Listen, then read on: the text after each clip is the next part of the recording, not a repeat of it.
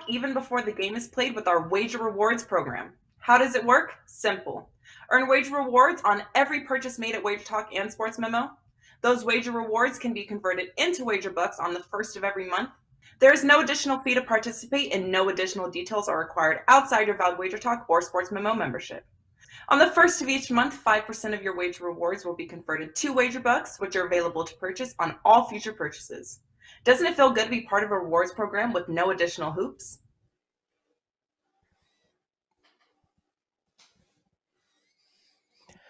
Happy Friday, everybody. Friday starts the weekend, and we are here to make your weekend a profitable one through the props betting market. I am Andy Lang from WagerTalk.com. Joining me, as always, my fellow prop masters, Andrew McInnis from WagerTalk.com, Matt Josephs from SportsMemo.com. Gentlemen, we are off a barn burner last night, so we're going to talk about last night's incredible game. And we're going to break down a bunch of NFL games, and then we're going to have our prop best bet. We're on a nice little run, gentlemen, so I'll be in charge of the bet at the end of the show. Matt, congratulations, man. It's birthday week for you, man. So, and Andrew's going to start off by breaking down the Patriots and Browns, so, zappy birthday to you there, Matt. So how you feeling, Matt? How are things?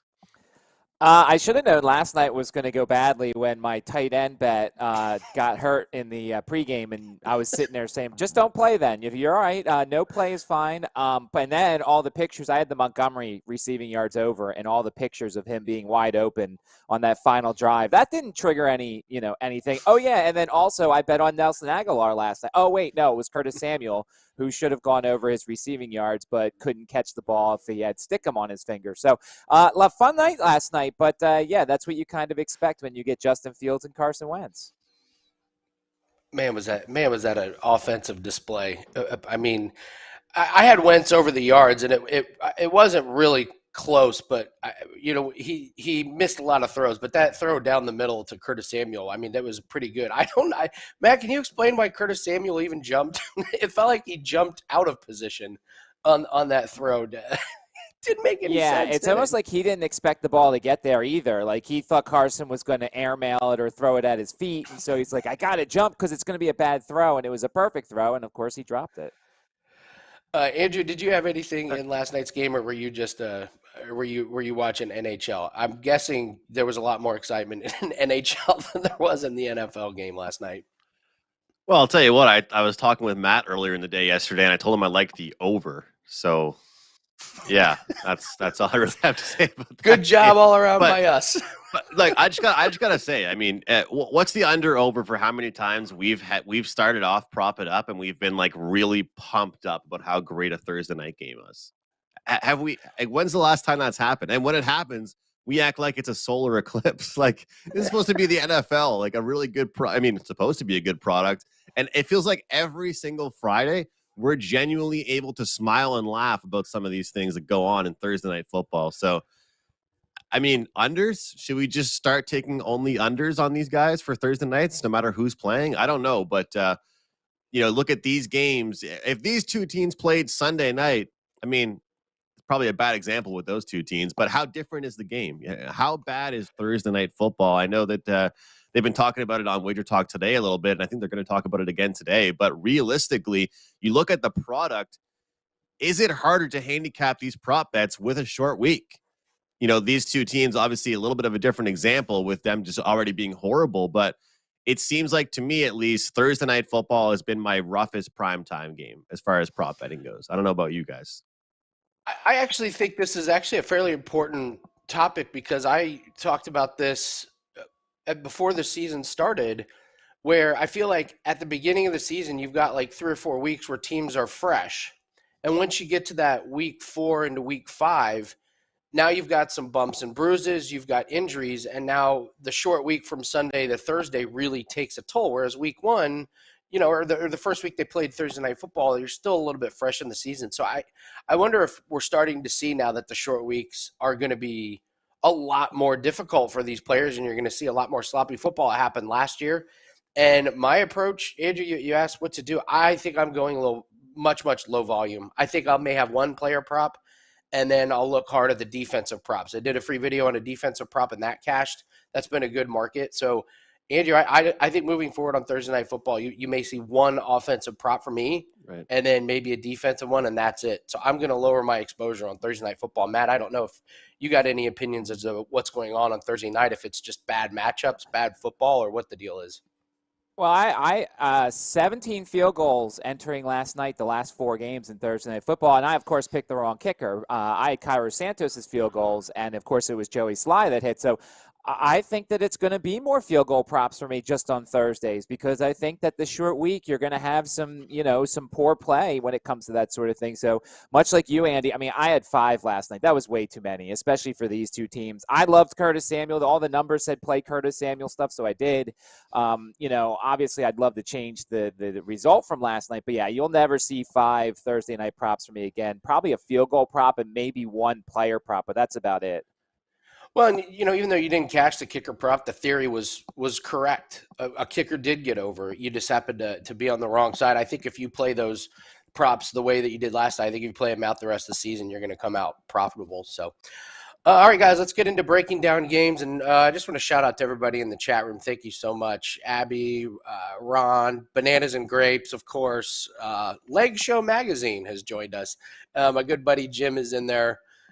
Leg Show Magazine says, hello, humans. So, hello, Leg Show Magazine. I don't know if that's an actual paper magazine or if it's just one of those online deals. So, all right, let's break down some games and let's look at props. Andrew, the Patriots. We were laughing just before we went on how Patriots fans loved Mac Jones last year. Now they're ready to get rid of him for Bailey Zappi. But break down Patriots and Browns. What do you like for props in this one? I know this game features your guy, your Nick Chubb. It's your guy this year. It's kind of why I chose it. I don't want to be a broken record, but I honestly feel like I haven't really been that. I haven't really talked about him enough. And, I know we've kind of cashed some tickets on him, but this time I'm not going to just be completely, simple with the just rushing yards. I'm going to go with his longest rush as far as we have with Nick Chubb. And he has cashed it 9 straight times leading back to last season, currently posted at 19.5 yards. And looking at this Patriots team, their tackling's actually been rough. Lots of different props taking a look at with this team. They're allowing 3 or more yards before contact on 29% of rushing attempts. And I don't usually look at those things. I found it when I was reading a couple articles about this game. And why is that interesting at the start of a run? Because that's really when you break through. You don't really want to worry about the guys that are, dodging tackles, when they're already 20 or 30 yards down the road. You want to worry about guys that are breaking tackles immediately. Nick Chubb already does a great job of that, and this Patriots team is having a tough time tackling guys in the backfield right away. And the fact that it's 9 straight times leading back to last year, just another way to take a look at Nick Chubb and his props here. I've talked about the rushing yards. We can talk about rushing attempts, but I mean, guys, I'll be honest. I had a bet on the Browns last week, and I broke my golden rule. Why take the Browns when you can just take a bet on Nick Chubb? Because even if they win or lose, chances are he cashes it. If you like the Browns, that means you also like Nick Chubb. That's what I've realized. And a guy that you cashed a big bet on earlier in the week for your clients and all of us at WagerTalk, the 5% on Amari Cooper.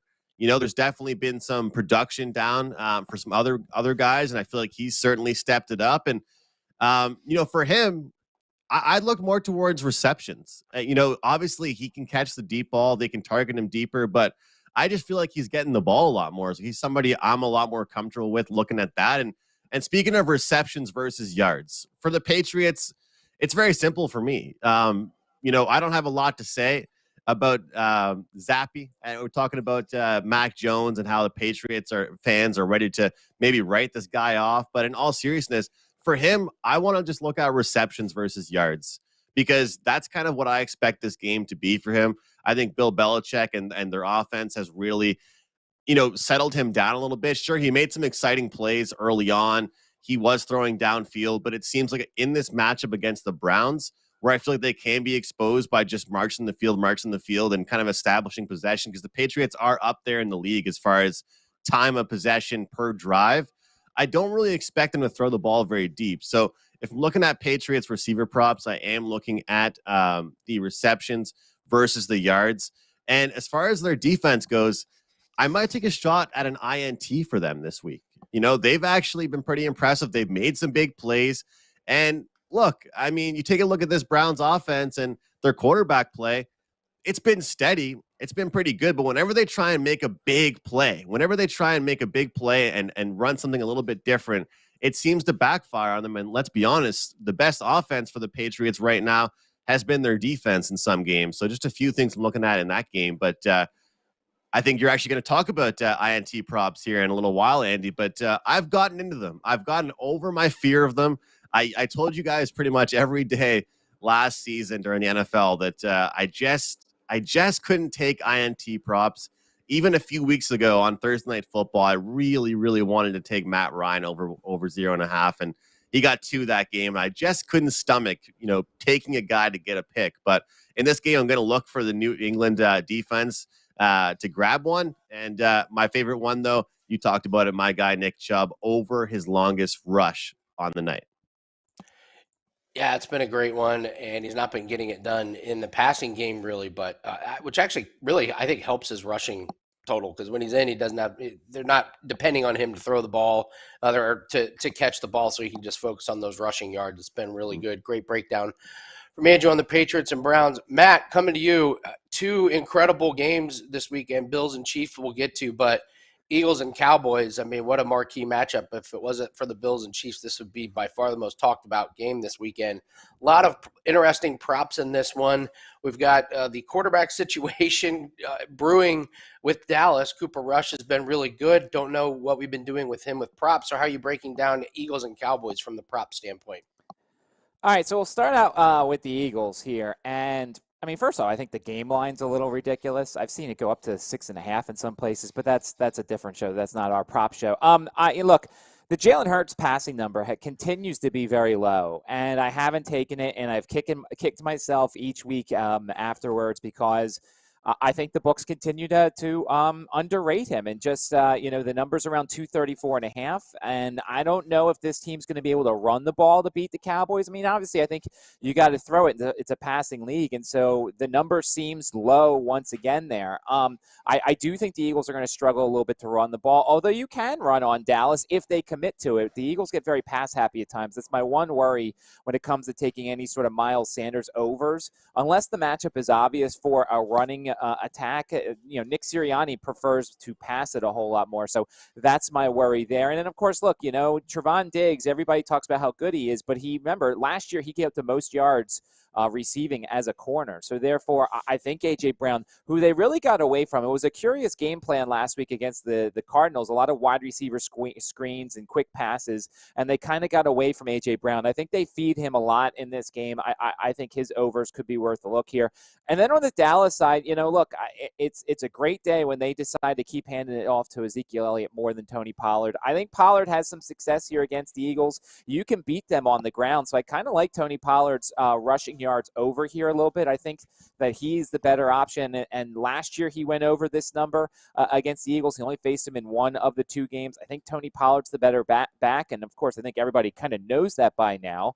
And then the other thing that I think that there's a little bit of value here, and you have to decide whether or not you want to take the touchdowns or the extra points here. But Brett Maher having over 1.5 extra points, I think Dallas is going to score a little bit in this game. So I think there's some value there. I think Dallas does score 2 touchdowns, and we'll get into this a little bit later, the theory between taking touchdowns and taking extra points. But I do think Dallas is going to put up some points in this one. So I think there's some value on the kicker there and the extra points for Dallas.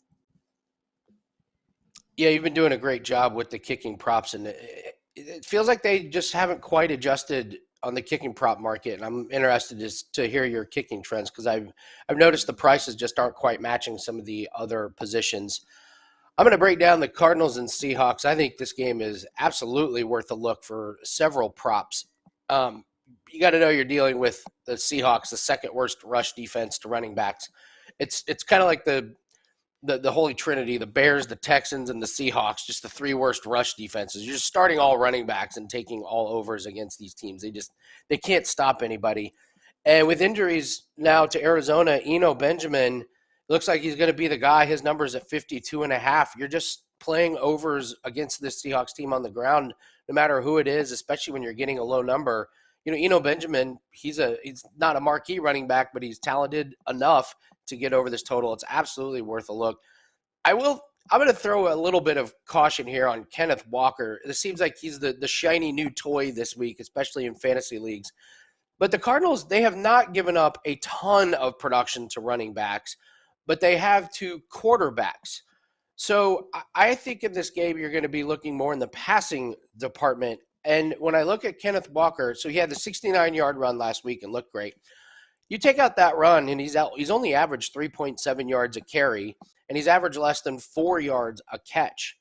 So I understand the excitement about Kenneth Walker, but make no mistake, the books also know that you're excited about Kenneth Walker. His rushing and receiving total is 80.5. I would be very cautious on this one, jumping all in on Kenneth Walker when we haven't seen a full game size from him yet.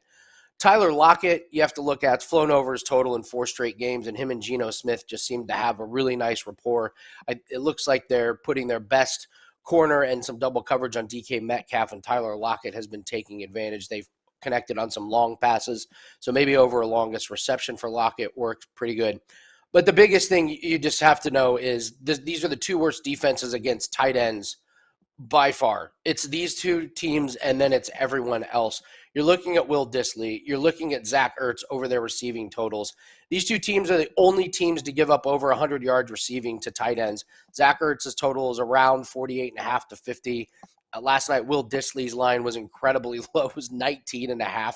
If you can lock in Will Dissly over his receiving total against a porous tight end defense, absolutely do that. I think that's going to be your most profitable spot in this game, is just focusing on those 2 tight ends, as we got the 2 worst tight end defenses.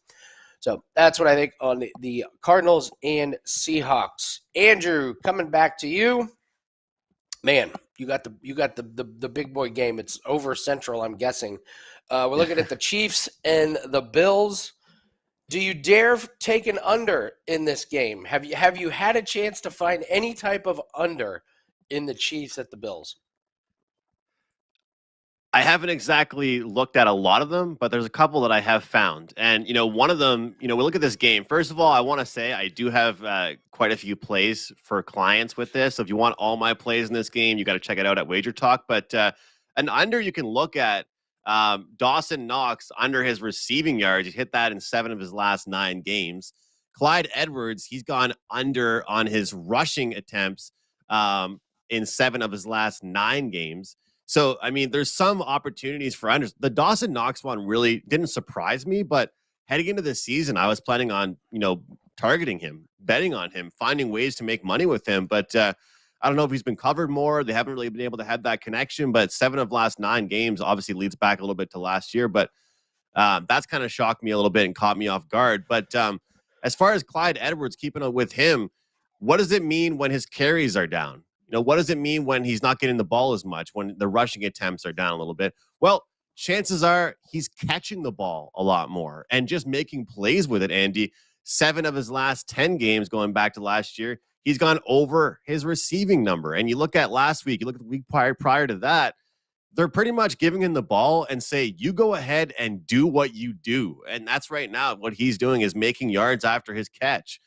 Clyde Edwards is a guy that I want. And right now, when you look at that and you look at a guy that's not getting the ball as much on the ground, it opens my eyes up to Mahomes over 2.5 passing touchdowns, at a plus 150, 155 price, because he'd be one of the guys that will be getting the ball on the ground, to score a rushing touchdown. But we're seeing a lot more touchdowns just through the air from the Chiefs. And obviously when you take these over 2.5 touchdown passes, you pretty much don't want any touchdowns on the ground. If that's the case, it's pretty tough for you. You kind of want all of them to be through the air at that point.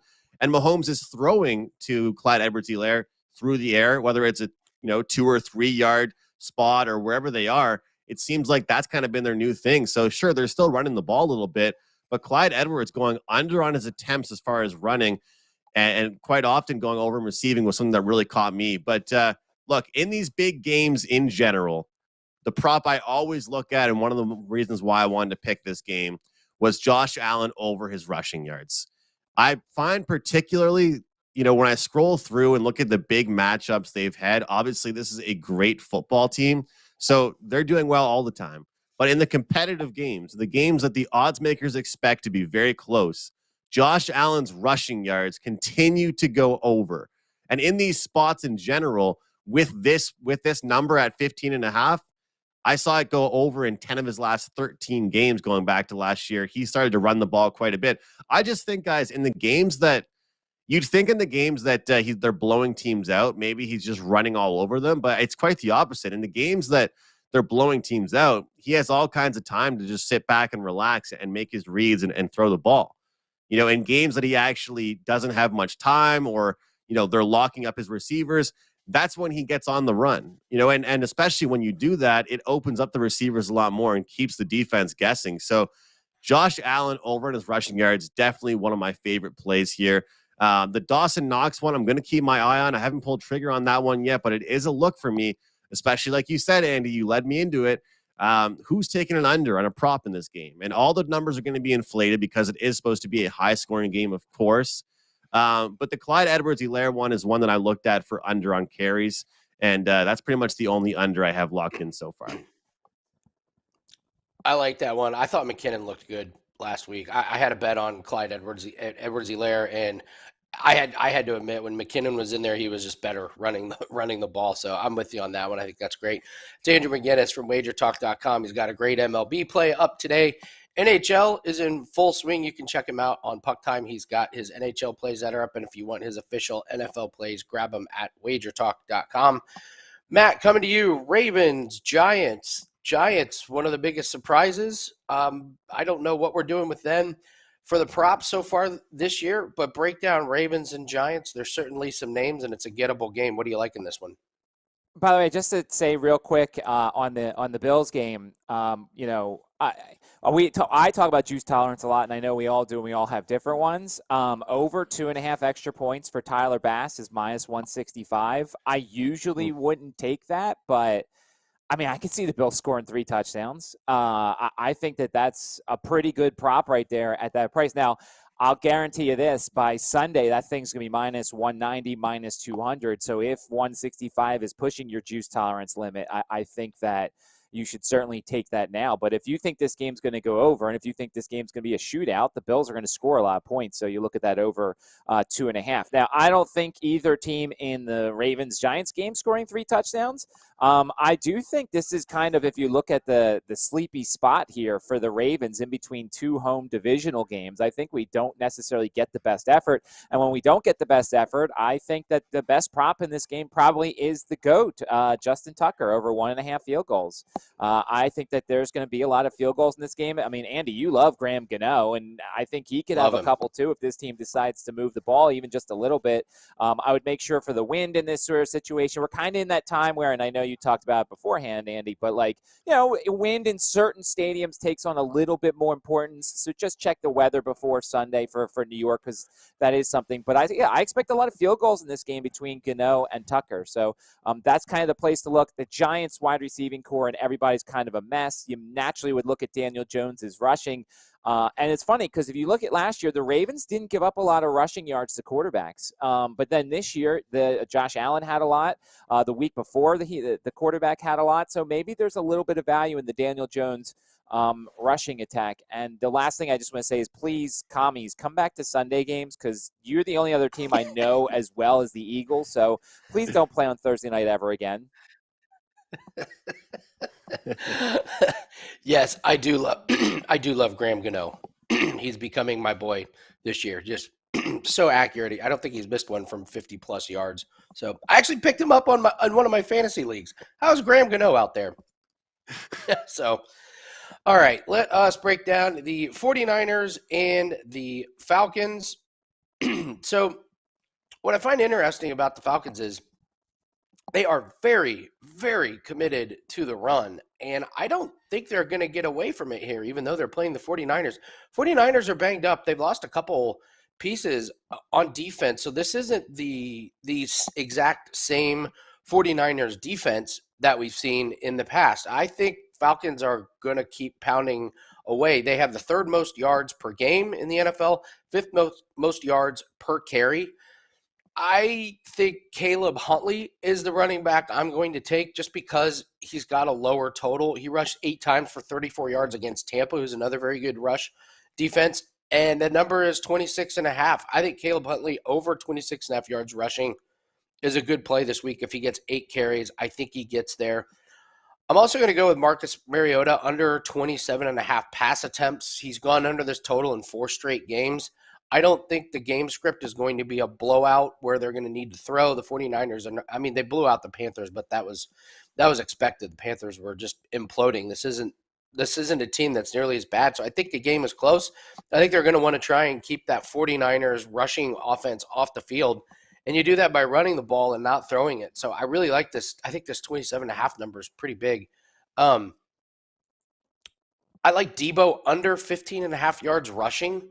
He's gone under in 3 straight games. Maybe the novelty is just worn off of Debo. So, or not Debo in general, but just off his running plays. We saw him break a couple long ones, but teams have figured this out. Like, it's pretty obvious when he's in the backfield what they're going to do. When he comes across in motion, it's just not working the last 3 games. Teams have sniffed this out. So maybe they get away from that, or they only give him 1 or 2 chances. And then the other interesting one is this Kyle Juszczyk, his receiving total 7.5. Like the last 3 weeks, they've designed like one play a game where he gets this crazy little outside swing for like 20 yards or a screen pass where he's wide open in the flat for 20 yards.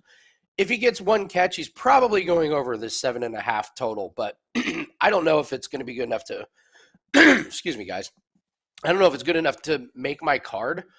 But it's something to look at. You look at his receiving totals, he's like gone over 20 yards 3 games in a row, and they have it at 7.5. So I don't know. You're rolling the dice pretty big with that one, but it could be one of those where in the second quarter, all of a sudden he's just there's a 15, 20-yard screen pass, and you cash it easily on 1 pass. But Kyle Juszczyk might be one of those under the radar that the books aren't totally paying attention to. So that's my take on the 49ers and the Falcons game. Should be a wildly entertaining game. I don't think that's a game that the 49ers roll through at all. So, all right, Andrew, we are going. It's hockey season, man. So I guess first off, it was so funny. I was like, Patrice Bergeron went over his shots on goal, and then Kaprizov went over his shots on goal, and I was like, hockey's back, baby. I know. It's like it never went away. I know. Just right back on. So Andy, last year, I want to be fully honest. Like, I got crushed in October, and I had like my best season I've ever had overall, but October was not good. So I had to dig myself a hole pretty much until, late December, early January, digging myself out of a hole. So I see, and even hearing you say that makes me mad because I know all these guys like Troy Terry. He's another one to really watch out for the Anaheim Ducks. There's so many guys on each team that you want to watch out for. But last night, there's a 10-game slate in the NHL, and you guys know how close I follow this and every single team and these players. I'm just not fully prepared yet to just absolutely shower and pepper the board, and that's just really the problem because some people are telling me, no, prop bets are where it is early in the year. And I'm like, no. I'm going to take care of my bankroll and get to know these teams first. And one thing I want to, tell people is, and I've learned this lesson the hard way, is that it's okay to be right, even if you didn't put money on it. So if you liked something going into a game and you didn't bet it, you can still feel good about yourself. I always see people on Twitter saying like, man, like, I wish I bet this. I'm an idiot. It's like, well, if you still liked it, you still had the right read. I'm not playing 5 player props on each NHL team every night, but guess what? I probably like about 5 on every team every night, So, but today I wanted to talk about defenseman props. I think I talked about this a little bit last year, but I wanted to start off. First of all, actually, I want to say this. I'm really excited, guys, by the demand on our Puck Time show for props. It's awesome. I love it. And anybody watching this show, I'll definitely give out some props on this, and we'll try and break down some betting theory as far as props go with the NHL. But defensemen, look, defensemen, everyone thinks old-fashioned defensemen, they stay back. Their only job is to defend and protect the net and protect their own end. That's done. You know, back then it used to be there was a rare case where there was a good player on defense that could jump into the rush. Now, out of your, 6 defensemen, probably 4 of them have to be relatively good at jumping into the rush and creating offense. Let's not forget that there's a power play 1 and a power play 2, and both of those guys, both of those sets, most of the time have defensemen out there. And if that's the case, they're getting lots of shots, they're getting assists. You're setting up your best players on your team for one-timers in front of the net, all this different stuff. And guess what, guys?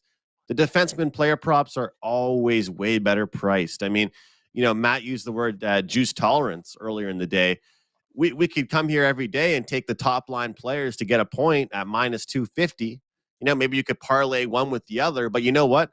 These defensemen that are so talented that, not your Makars of the world and those guys, you can look even down the list. A guy that stuck out to me, Jacob Trouba. All right, this guy, he plays for the New York Rangers, the captain of that team. He had 8 shots in their first game. You want to know what his player prop was for over 1.5? Yeah, his player prop, I gave it away. His player prop was over 1.5 shots on goal. Not 2.5, not 3.5, over 1.5 shots on goal, and he got 8 shots. You look across the league at a guy like Brent Burns. He's mostly a defensive guy. He played for San Jose for the majority of his career. He's now playing for Carolina. What happens when you go from a really shit team to a really good team? Chances are you feel more free as a defenseman to jump into the rush and start playing some offense. So he's a guy I'm looking forward to tonight. And there's all kinds of different plays you can look at. But Jacob Trouba tonight over on his shots on goal. Brent Burns over on his shots and over 0.5 points are plays that I'm looking at. And you take a look across the league with teams like Toronto, with guys like Matthews, Tavares, and Marner. Those guys are so heavily juiced. You don't always need to do that. You take a look at a guy like Morgan Riley. He's their best defenseman, a top defenseman in the league. You can get him over on his shots on goal or over 0.5 points at a really good price. And I've noticed, Andy, I'll throw it back to you. I've noticed a lot of penalties early in the season. Lots of power plays. And so, if you're I talked about, in one of my segments last year about taking power play points. And some people just find that crazy because, it's like you pretty much, it's not, you could watch a player get 2 points, but if it's not on the power play, you lose. But those are when the best players are out there. And chances are each team has at least 1 or 2 defensemen out there for every power play. Nice. Yeah, a lot of money to be made and a lot of profits in the NHL props as we've seen over the last couple seasons. Matt, coming to you. It's his birthday week, and we got a little celebration promo code for Matt. We're going to give out the rest of his weekend for the cost of a one-day pass. So all you need is the promo code MMM39. That's MMM39. You get a full weekend 3-day pass for the cost of 1 day, which is $39. You get all of his NFL props. You get all of his college football, any baseball. So we're celebrating Matt's birthday in style with a weekend pass for the cost of 1 day. Matt, you want to talk more about kicker trends? It's a great market. You've been doing well this season. So what do you see so far this year in the NFL with kickers? Yeah, by the way, so Andrew knows this. I am a fan of the best team in hockey. After the Flyers won last night, I have to take my victory. There's not going to be many victories, so I've got to celebrate them in style. 1-0. That's awesome. Could be a start of a good weekend for Philadelphia. All right, so let's take a look at the kicker market. And before we get into that, I need my graphic to kind of get into the mood a little bit.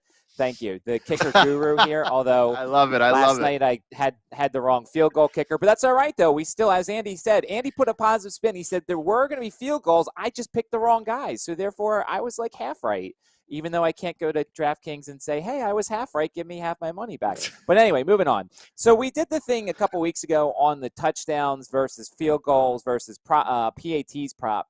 And I kind of realized that there are some certain situations where you actually may want to play just the team touchdowns against the PATs. And I know Andy's going to give this prop out on Wager Talk today, and I agree with it wholeheartedly.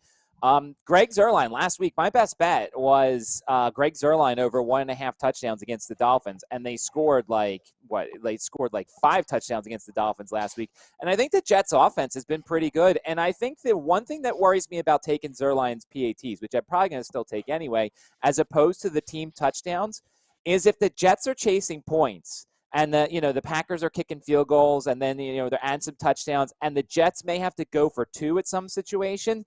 Then you kind of lose out in the PATs. And the one thing that kind of you're seeing these coaches nowadays with this weird math, where when they're down 8, instead of kicking the PAT and making it 7, they're going for 2, so they have to go for 2 again. So I'm starting to look at some situations where if I like a team that might be losing a lot of the game, I'm starting to look at the team touchdowns over if it's reasonable instead of the kicker PATs over, because some of these coaches are weirdos when it comes to the analytics and are going for 2. And I want the actual credit for the touchdown, even if there's no PAT. So that's the one thing I'm looking at.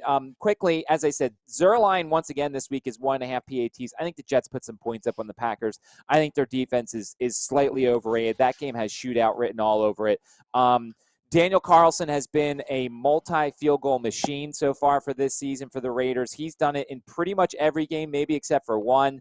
Also, McPherson has been great for the Bengals. He should have had multiple field goals if their idiot coach didn't try a shovel pass from like the 5-yard line that field goal would have tied the game.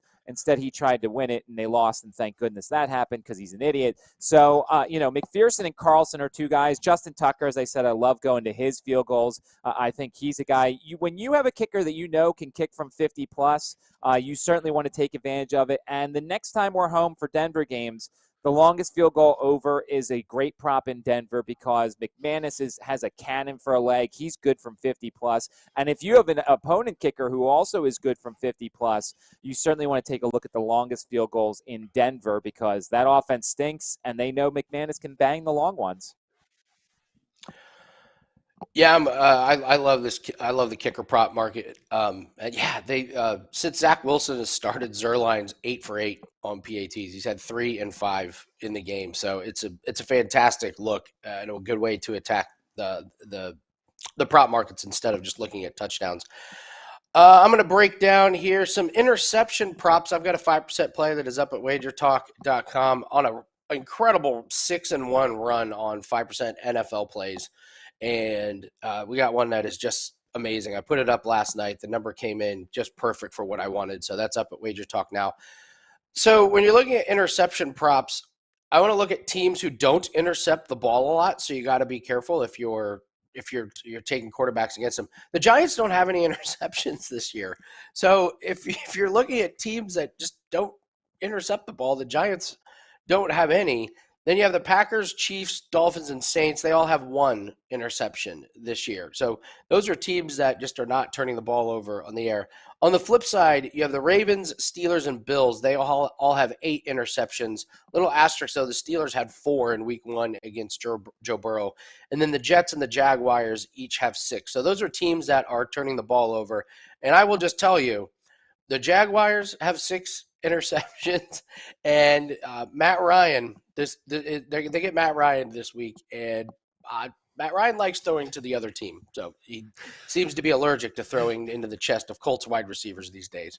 So great matchup there on interceptions. Speaking of Matt Ryan, here's quarterbacks who throw interceptions. Matt Ryan and Matt Stafford have 7. The Matt Stafford interception prop has been gold this year.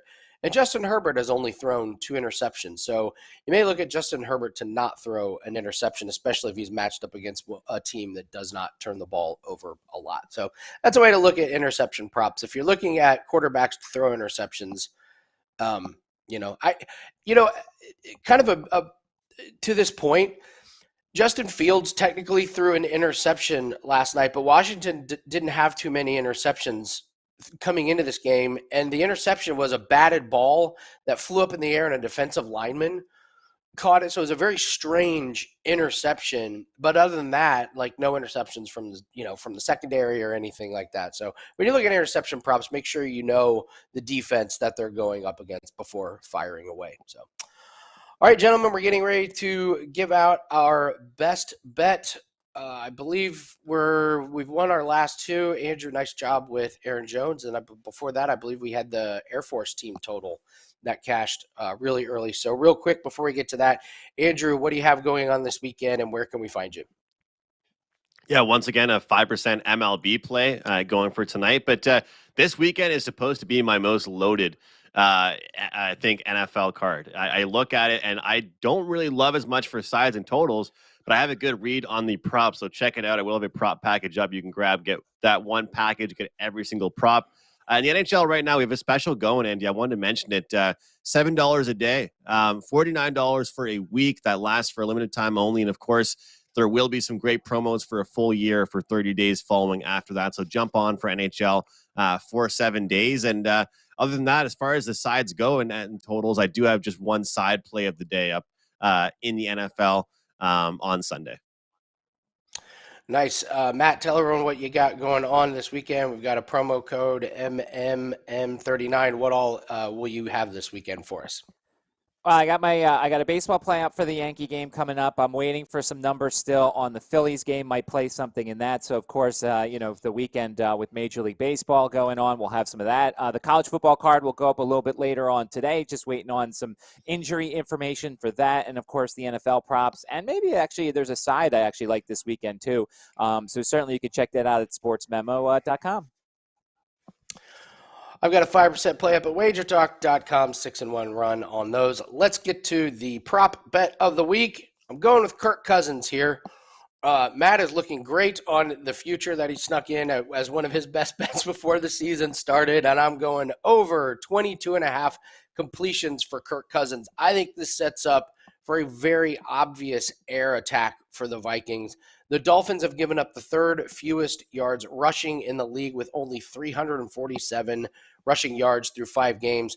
I think rushing could be a little bit difficult for Minnesota. Miami has a big problem with injuries on defense, and this is where the Vikings should attack. Campbell was downgraded. Xavier Howard has pulled both groin muscles, and Byron Jones is already out.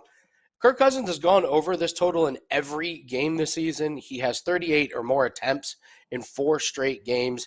This just sets up for a big game for Jefferson, a nice game for Thielen. I could see Madison and Cook getting involved out of the backfield. I think Minnesota throws it around all game, and Miami just may not have the personnel available to stop it. They're starting their third string quarterback. Who knows if Miami can keep up? But even if Minnesota gets a lead, the best course of action for them to take is to pass the ball. It's going to be a banged-up secondary versus a really, really good front for Miami. So I think the game script sets up for a really nice game for Cousins. He should go over 22.5 completions. That is the prop bet of the week. All right, guys, that's going to do it for us. We got a loaded weekend with NHL now. Props galore in there. We've got college football. We've got baseball. We got NFL. You can find Andrew McInnis on Puck Time and, of course, at WagerTalk.com. Matt Josephs is at SportsMemo.com. I'm Andy Lang. Everything is at WagerTalk.com. Let's have a great weekend, guys. We'll see you over next week on Prop It Up. Have you checked out all the new handicappers at WagerTalk? If not, here's your chance. You can take 50% off your first daily or 3-day all-access purchase at WagerTalk using coupon code TRYWT. Our new roster of experts is 30 deep, covering sports from all around the world, giving you tons of options to choose from. All you have to do to redeem this offer is go to WagerTalk.com, choose a handicapper of your choice, and use coupon code TRYWT at checkout, saving 50% on your first purchase.